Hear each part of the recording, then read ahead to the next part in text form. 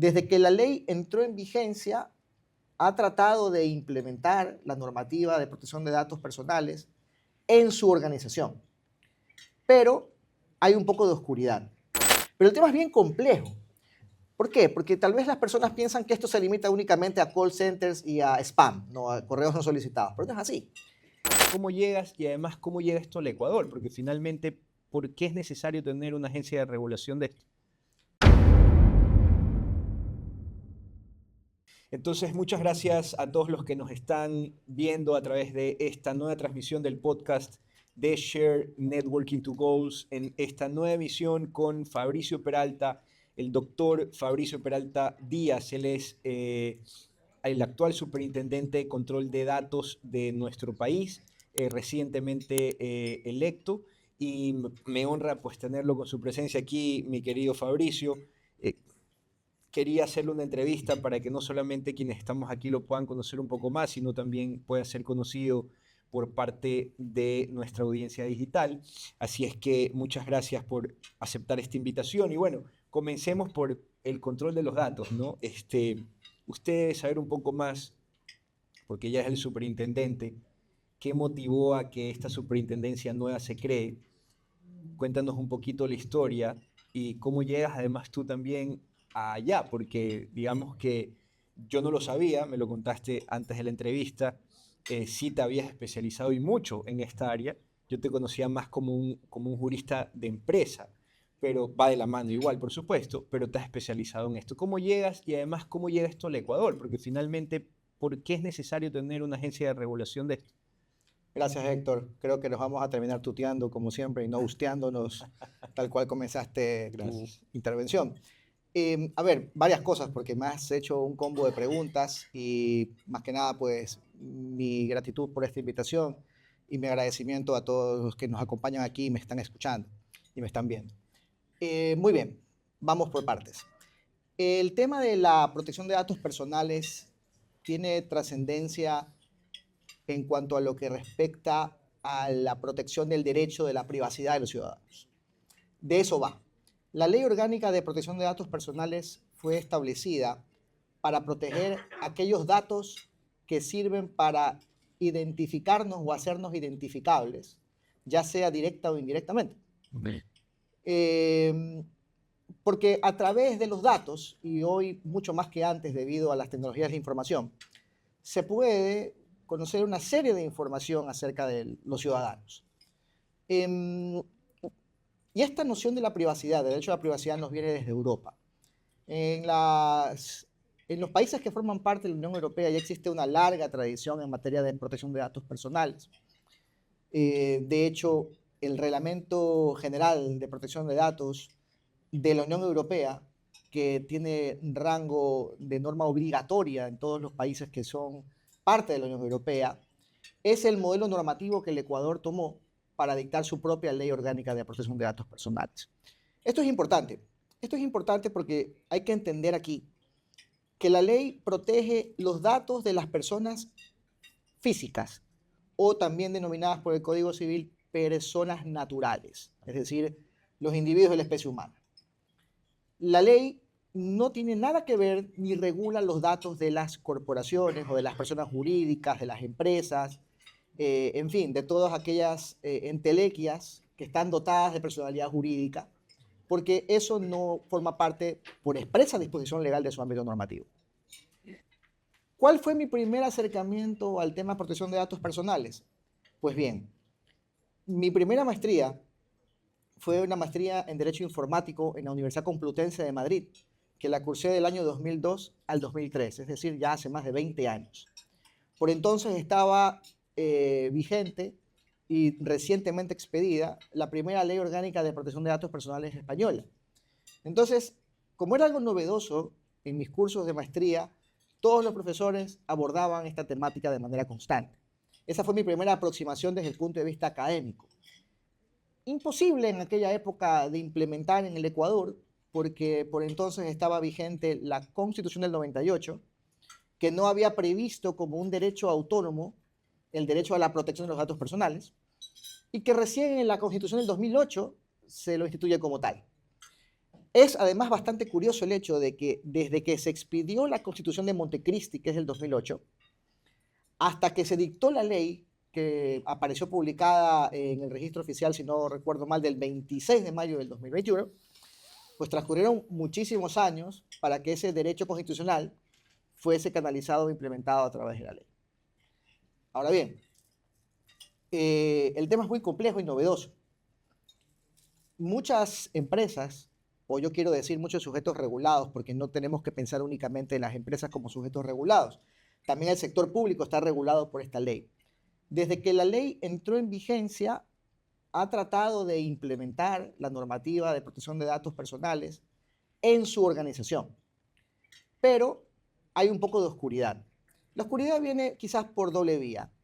En primer lugar, porque hay muchos supuestos expertos en este campo que se venden como tales y que por módicos honorarios les venden la creencia a los clientes de que la ley ha sido ya implementada a través de la supuesta asesoría que le brindan.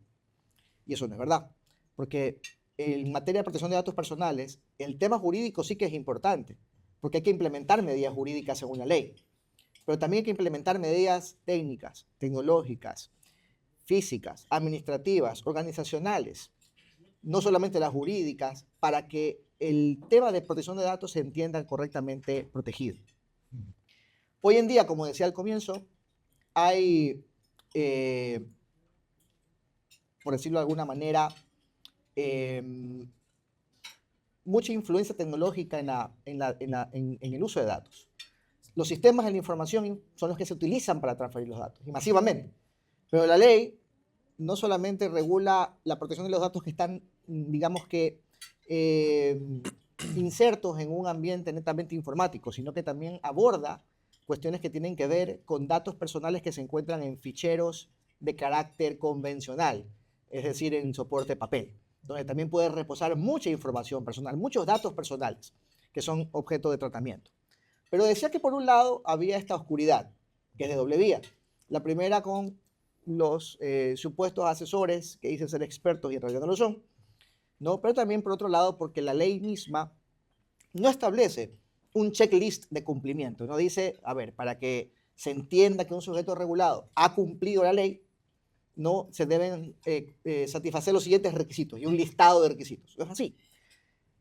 De allí que aquellas personas que están bien asesoradas han tomado, pues, por ejemplo, asesoría por parte de quienes con corresponsales en Europa, despachos de abogados y personas especializadas en materia de seguridad de la información, tienen ya el conocimiento previamente adquirido por la experiencia europea. Entonces, eso les hace ver que en realidad estamos ante una ley que nos impone una responsabilidad proactiva como sujetos regulados. La ley no nos va a decir paso a paso qué debemos hacer y que hay que internalizar las mejores prácticas de industria en materia de protección de datos personales para entender que los preceptos legales están siendo cumplidos. Muy bien. Fabricio, ¿cuáles son los principales derechos y obligaciones que establece la Ley de Protección de Datos actualmente y en tu administración cómo la vas a manejar? Bueno, esta es una ley pensada en función de las personas. Las personas tienen derecho, por ejemplo, a solicitar la eliminación de sus datos. Tienen derecho a solicitar que sus datos sean actualizados eventualmente cuando ya no obedecen al momento, la realidad actual no obedece ya al momento en que fueron ellos recopilados. Tienen derecho de acceso a los datos que reposan en estos repositorios electrónicos o incluso físicos que son tratados por las organizaciones con sujetos regulados. Hay una serie de derechos en suma que están recogidos en la ley y que los sujetos regulados tienen que observar. Por ejemplo, una persona que eventualmente es constantemente contactada por estos famosos call centers, ¿no? Para ofrecerles determinados servicios o determinados productos, debería poder ejercer directamente el derecho de la eliminación de su dato personal llamado número móvil para que dejen de llamarlo. Así como cuando en un call center, ¿correcto? Le avisan al que es contactado telefónicamente que la llamada está siendo grabada para efectos de poder mejorar la calidad del servicio que se brinda. Un argumento que nunca me he terminado de tragar. También debería esta persona, como buena práctica, el que hace la llamada, quiero decir, decirle al destinatario de esa llamada: usted tiene derecho a pedirme en este instante que yo elimine su número telefónico de la base de datos para dejar de llamarlo. Deberían implementar esas buenas prácticas también, Claro. porque las llamadas son reiterativas, no son constantes. Tal cual sucede, por ejemplo, también cuando uno recibe correos electrónicos de manera recurrente, no para ofrecer productos o servicios no solicitados. Ya este tema se ha interiorizado bastante por parte de quienes hacen la comunicación de tales correos, de tal suerte que uno puede entrar, hacer un clic y decir: me doy de baja en el listado de correos que ustedes me remiten. Pero el tema es bien complejo. ¿Por qué? Porque tal vez las personas piensan que esto se limita únicamente a call centers y a spam, no a correos no solicitados, pero no es así. Pensemos, por ejemplo, ¿qué sucede? ¿Qué sucede cuando una persona va a hacerse un examen de laboratorio por prescripción médica? Porque el médico, sobre la base de los resultados, hará un diagnóstico y prescribirá algún protocolo de tratamiento. Bueno, esos datos que recaban estos laboratorios no deberían compartirse con nadie. Son Datos sensibles, son datos personales sensibles. Entonces Como yo los les pregunto bancarios a los también. empresarios aquí presentes: ¿qué pasaría si, por ejemplo, esa información de los laboratorios que atañe a la salud de ustedes eventualmente va a parar en manos de las compañías de seguros que venden seguros de salud? Se dan cuenta, no tengo ni siquiera que yo llegar a la conclusión, porque ya rápidamente han llegado a la conclusión. Esos son datos sensibles que no deben compartirse, ¿no? Porque pueden dar lugar, en este caso, más allá de la violación del derecho a la privacidad, a discriminación. Claro. Por ejemplo, pensemos en otro tipo de datos sensibles, los datos sensibles que tienen que ver con menores de edad, niños, niñas, adolescentes, ¿no? ¿Quiénes tratan? Cuando uso la palabra tratar, la uso en el sentido que utiliza la ley. Tratar datos quiere decir usar datos en general.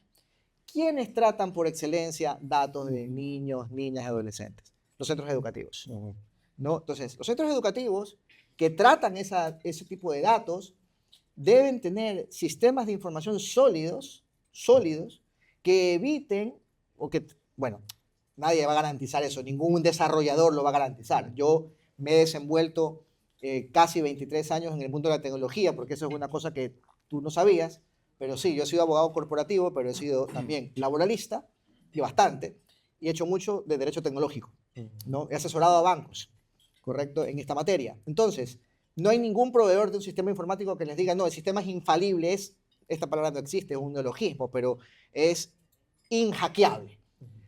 Pero en materia de protección de datos personales, los sujetos regulados tienen que ser capaces de demostrarle a la Autoridad de Protección de Datos Personales, que ese es el nombre de la institución oficialmente, que han hecho dentro de la responsabilidad proactiva todo lo necesario, todo lo razonable, todo lo que está dentro del estado de la técnica para proteger adecuadamente los datos que tratan. Entonces, imagínense, por ejemplo, en los centros educativos, ¿no?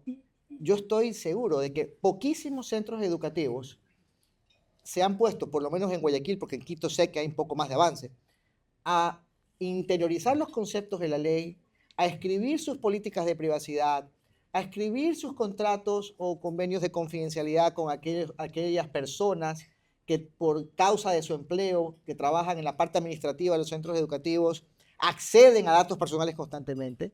Y estoy seguro de que no se han replanteado y no han hecho un análisis de riesgos, ¿no?, de los sistemas que a la fecha utilizan para poder saber si son lo suficientemente sólidos a los efectos de garantizar la privacidad de los datos personales. Además, y bueno, hay que también tomar en cuenta esto, ¿no? Si nos vamos a pensar en el sector público lamentablemente es el que coadyuva con sus malas prácticas a que nuestra información esté totalmente disponible con tan solo poder utilizar nuestro número de cédula. El número de cédula lamentablemente es la llave que abre el acceso a una serie de información que realmente no debería estar disponible para todos. Hasta hace poco, el Servicio de Rentas Internas, con ingresar el número de RUC de una persona natural que sabemos que es la cédula más 001, podía o le facilitaba al que sea el acceso para determinar cuál había sido el impuesto a la renta causado. Entonces, si mañana se sabe cuál fue el impuesto a la renta causado de este servidor, y digamos que el impuesto a la renta causado, ya quisiera yo, hubiesen sido $150,000, impuesto a la renta causado, ya se podrán ustedes imaginar eso qué quiere decir, que he facturado una barbaridad. Y en una sociedad como la nuestra, donde lamentablemente vivimos un estado de inseguridad que se ha vuelto estructural, eso es poner mi cabeza en una bandeja de plata para el secuestro. ¿Correcto? Pero creo que de tanto decir esto, porque yo no me he reunido todavía con el director general del Servicio de Rentas Internas, ya eso no es posible. Entiendo que ahora para poder acceder a ese dato, que es un dato patrimonial, dato personal, hay que primero lograrse en la plataforma del Servicio de Rentas Internas con el username que uno tiene para poder averiguar aquello. No sé si de todos, porque yo nunca me meto a mi plataforma, lo hace mi contador, ¿correcto? Pero por lo menos ya hay una barrera que evita que tan libremente esa información se filtre. Y lo mismo, con el número de cédula podemos saber en qué compañías tienen acciones y cuántas acciones tienen, ¿correcto? Y eso es una mala práctica que tiene que terminarse, Entonces, se darán cuenta ustedes de lo amplio que es este tema, ¿no? Y que tampoco es tan sencillo. Yo aspiro durante estos 5 años para los que técnicamente he sido designado, porque ese es el periodo constitucional, que honestamente a veces no sé si es un periodo o una condena. Yo aspiro que dentro de estos 5 años podamos sentar las bases de una sociedad que esté imbuida de la cultura de la privacidad. Tenemos que primero aceptar esa cultura, receptarla, ¿no? Para hacer valer nuestra individualidad como personas que somos y como ciudadanos. Quiero que sepan algo, ¿no? Para compartirles algo anecdótico. La primera noción de la protección del derecho a la privacidad y de los datos personales viene dada por un acontecimiento terrible en la historia, que dejó 50 millones de muertos. Y ese acontecimiento terrible fue la Segunda Guerra Mundial. Hace unos días recordamos los 80 años del desembarco de Normandía. Durante la Segunda Guerra Mundial, cuando Alemania logra ir derrotando por el oeste 1-1 a todos sus adversarios, e inclusive hacia mayo del 40 derrota a Francia, algo que no se esperaba, comienza sistemáticamente la maquinaria nazi a acceder a los libros de empadronamiento municipales, donde constaban las direcciones de las personas que vivían en cada municipio y sus credos religiosos y sus orígenes étnicos. Eso fue lo que facilitó a la postre lo que ustedes conocen muy bien, el exterminio de los judíos, porque era fácil localizarlos con el solo padrón. Eso hace ver el peligro de que los datos personales estén tan disponibles. Y eso debe también hacernos tomar conciencia de la importancia que tiene nuestro derecho a la privacidad. Porque hoy las persecuciones que pueden montar, no solamente el Estado, cualquier Estado quiero decir, cualquier Estado, sino también es otro tipo de persecución más silente, que podría ser, por ejemplo, que a uno le nieguen un seguro médico porque se ha filtrado la información que señala que uno tiene determinadas preexistencias porque algún laboratorio, no he dicho que eso haya sucedido, solo que lo quiero poner como un ejemplo potencial. Esa información ha llegado a las compañías de seguros, eso también es una forma de persecución. Y es una forma de anulación de la personalidad. Gracias por haber aceptado esta invitación y a todos los que nos están viendo, recuerden suscribirse en la campanita y seguirnos a través de las redes sociales, Shared Network TV o Shared Networking Goals a partir de ahora. Fabricio, muchas gracias por venir. Te auguramos el mejor de los éxitos, ojalá que, estoy seguro que te va a ir muy bien por tu capacidad profesional y tu trayectoria y por tu lucidez y brillantez que pues las has hecho notar además como siempre. Muchas Muchísimas gracias por estar aquí. A todos ustedes también gracias. Nos vemos en la próxima transmisión el próximo mes por este mismo canal. Gracias. Un aplauso para el invitado.